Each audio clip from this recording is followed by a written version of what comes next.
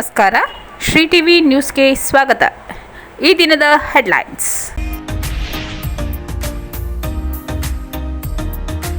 Tata power ವಿದ್ಯುತ್ ವಿತರಣಾ ಪರವಾನಗಿ ಅರ್ಜಿ ತಿರಸ್ಕರಿಸುವಂತೆ ರೈತ ಸಂಘ ಒತ್ತಾಯ.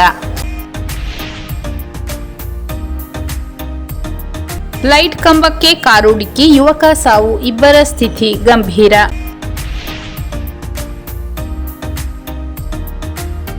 ಸಾಮಾಜಿಕ ಜಾಲತಾಣದಲ್ಲಿ ಅಂಬೇಡ್ಕರ್ ಬಗ್ಗೆ ಅವಹೇಳನಕಾರಿ ಪೋಸ್ಟ್, ಆರೋಪಿ ಗಡೀಪಾರಿಗೆ ದಲಿತ ಮುಖಂಡರ ಆಗ್ರಹ. ಅಟ್ರಾಸಿಟಿ ಪ್ರಕರಣಗಳಲ್ಲಿ ವಿಳಂಬ ಬೇಡ, ಹಿತರಕ್ಷಣಾ ಸಮಿತಿ ಸಭೆಯಲ್ಲಿ ಒತ್ತಾಯ.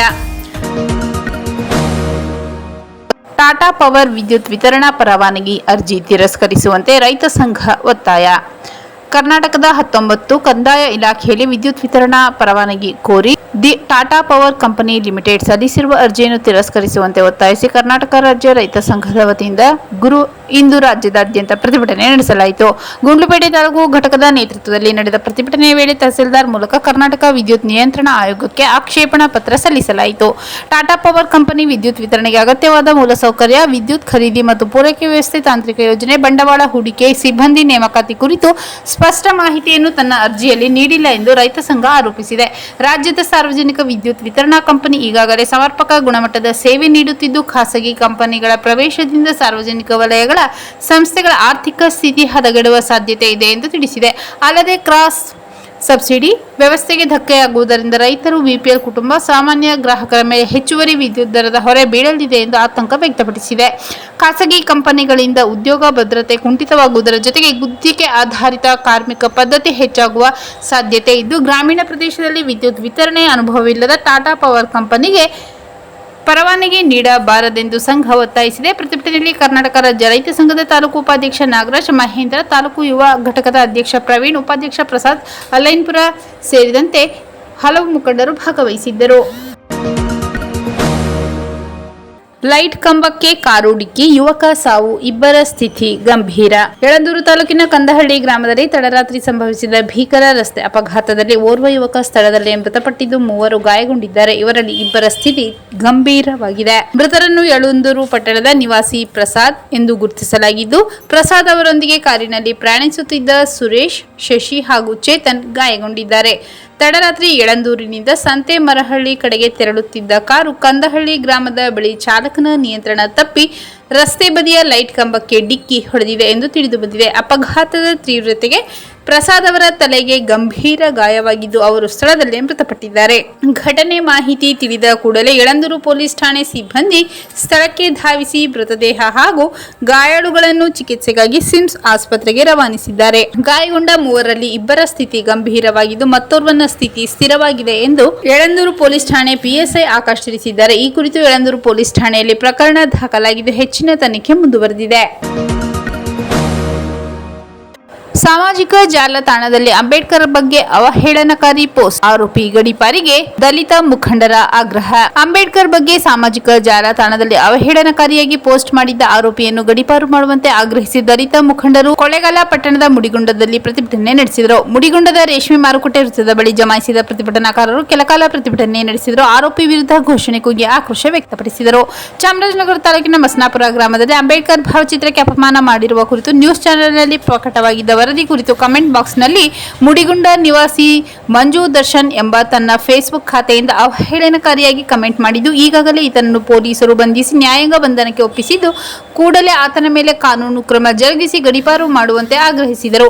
ಮುಖಂಡ ಮುಡಿಗುಂಡ ಮೂರ್ತಿ ಮಾತನಾಡಿ, ಬಡಾವಣೆ ನಿವಾಸಿ ಮಂಜು ದರ್ಶನ್ ಎಂಬಾತ ಅಂಬೇಡ್ಕರ್ ಬಗ್ಗೆ ಸಾಮಾಜಿಕ ಜಾಲತಾಣದಲ್ಲಿ ಮಾಡಿದ್ದ ಅವಹೇಳನಕಾರಿ ಕಮೆಂಟ್ನಿಂದಾಗಿ ಬಡಾವಣೆಯಲ್ಲಿ ಜಾತಿಗಳ ನಡುವೆ ಗಲಭೆ ಉಂಟಾಗುವ ಸ್ಥಿತಿ ನಿರ್ಮಾಣವಾಗಿದ್ದು, ಕೂಡಲೇ ಪೊಲೀಸ್ ಇಲಾಖೆ ಶಾಂತಿ ಸಭೆ ನಡೆಸಬೇಕೆಂದು ಮನವಿ ಮಾಡಿದರು. ಸ್ಥಳಕ್ಕಾಗಮಿಸಿದ ಪಟ್ಟಣ ಪೊಲೀಸ್ ಠಾಣೆ ಸಬ್ ಇನ್ಸ್ಪೆಕ್ಟರ್ ವರ್ಷ ಅವರಿಗೆ ಮನವಿ ಸಲ್ಲಿಸಲಾಯಿತು. ಪ್ರತಿಭಟನೆಯಲ್ಲಿ ಬಡಾವಣೆ ಯಜಮಾನರಾದ ಮಹದೇವ್, ರಾಚಪ್ಪಾಜಿ, ಜಗದೀಶ್, ಮುಖಂಡರಾದ ಮೂರ್ತಿ, ಶಿವಕುಮಾರ್, ಸಿದ್ದರಾಜ್, ಮದನ್, ಭಾಗ್ಯ ಸೇರಿದಂತೆ ಇತರರು ಭಾಗವಹಿಸಿದ್ದರು. ಅಟ್ರಾಸಿಟಿ ಪ್ರಕರಣಗಳಲ್ಲಿ ವಿಳಂಬ ಬೇಡ, ಹಿತರಕ್ಷಣಾ ಸಮಿತಿ ಸಭೆಯಲ್ಲಿ ಒತ್ತಾಯ. ಪರಿಶಿಷ್ಟ ಜಾತಿ ಪರಿಶಿಷ್ಟ ವರ್ಗಗಳ ಮೇಲಿನ ದೌರ್ಜನ್ಯ ಪ್ರಕರಣದಲ್ಲಿ ತಕ್ಷಣವೇ ಕ್ರಮ ಕೈಗೊಂಡು ಆರೋಪಿಗಳನ್ನು ಕಾನೂನು ಪ್ರಕಾರ ಬಂಧಿಸುವಂತೆ ತಾಲೂಕು ಮಟ್ಟದ ಅಧಿಕಾರಿಗಳಿಗೆ ಪರಿಶಿಷ್ಟ ಜಾತಿ ಹಾಗೂ ವರ್ಗಗಳ ಹಿತರಕ್ಷಣಾ ಸಮಿತಿ ಸಭೆಯಲ್ಲಿ ಸದಸ್ಯರು ಒತ್ತಾಯಿಸಿದರು. ಗುಂಡ್ಲುಪೇಟೆ ಪಟ್ಟಣದ ತಾಲೂಕು ಕಚೇರಿ ಸಭಾಂಗಣದಲ್ಲಿ ತಹಸೀಲ್ದಾರ್ ತನ್ಮಯ್ ಅವರ ಅಧ್ಯಕ್ಷತೆಯಲ್ಲಿ ನಡೆದ ಸಭೆಯಲ್ಲಿ ಅಟ್ರಾಸಿಟಿ ಪ್ರಕರಣಗಳ ನಿರ್ವಹಣೆ, ಪರಿಹಾರ ವಿತರಣೆ ಹಾಗೂ ವಿವಿಧ ಇಲಾಖೆಗಳ ಯೋಜನೆಗಳ ಅನುಷ್ಠಾನದ ಕುರಿತು ಚರ್ಚೆ ನಡೆಯಿತು. ಸಭೆಯಲ್ಲಿ ಮಾತನಾಡಿದ ಬೇರಂಬಾಡಿ ರಂಗಪ್ಪ ನಾಯಕ, ಬೇರಂಬಾಡಿ ಗ್ರಾಮದಲ್ಲಿ ನಾಯಕ ಸಮುದಾಯದವರ ಮೇಲೆ ಹಲ್ಲೆ ನಡೆದಿದ್ದರೂ 4 ದಿನಗಳ ಕಾಲ ಅಟ್ರಾಸಿಟಿ ಪ್ರಕರಣ ದಾಖಲಿಸಲು ವಿಳಂಬ ಮಾಡಲಾಗಿದೆ ಎಂದು ಆರೋಪಿಸಿದರು. ಇದರಿಂದ ಸಂತ್ರಸ್ತರಿಗೆ ಅನ್ಯಾಯವಾಗುತ್ತಿದ್ದು, SC/ST ಸಮುದಾಯದವರ ಮೇಲಿನ ದೌರ್ಜನ್ಯ ಪ್ರಕರಣದಲ್ಲಿ ತಕ್ಷಣವೇ ದೂರು ದಾಖಲಿಸುವ ವ್ಯವಸ್ಥೆ ಆಗಬೇಕೆಂದು ಒತ್ತಾಯಿಸಿದರು. ಈ ಕುರಿತು ಪ್ರತಿಕ್ರಿಯಿಸಿದ ಪೊಲೀಸ್ ಇಲಾಖೆ ಪ್ರತಿನಿಧಿ ಜಯಕುಮಾರ್, ಪ್ರಕರಣವನ್ನು DCREಗೆ ಕಳುಹಿಸಲಾಗಿದೆ ಎಂದು ತಿಳಿಸಿದರು.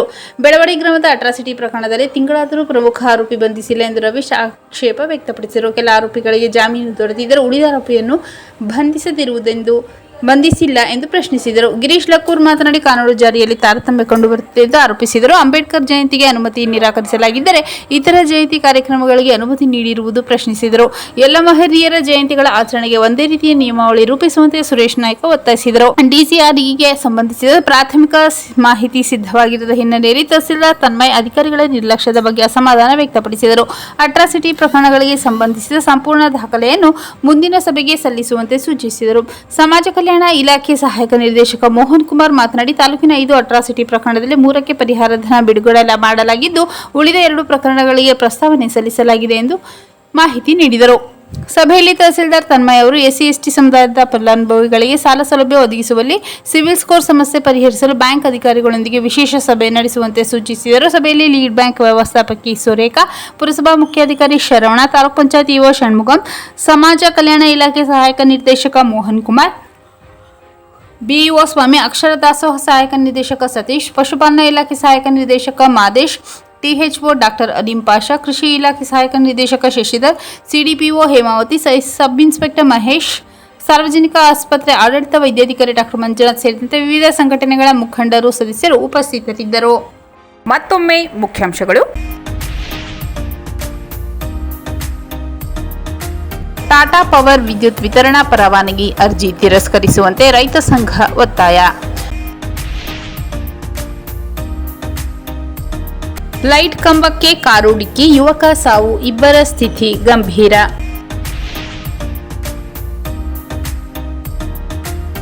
ಸಾಮಾಜಿಕ ಜಾಲತಾಣದಲ್ಲಿ ಅಂಬೇಡ್ಕರ್ ಬಗ್ಗೆ ಅವಹೇಳನಕಾರಿ ಪೋಸ್ಟ್, ಆರೋಪಿ ಗಡೀಪಾರಿಗೆ ದಲಿತ ಮುಖಂಡರ ಆಗ್ರಹ. ಅಟ್ರಾಸಿಟಿ ಪ್ರಕರಣಗಳಲ್ಲಿ ವಿಳಂಬ ಬೇಡ, ಹಿತರಕ್ಷಣಾ ಸಮಿತಿ ಸಭೆಯಲ್ಲಿ ಒತ್ತಾಯ.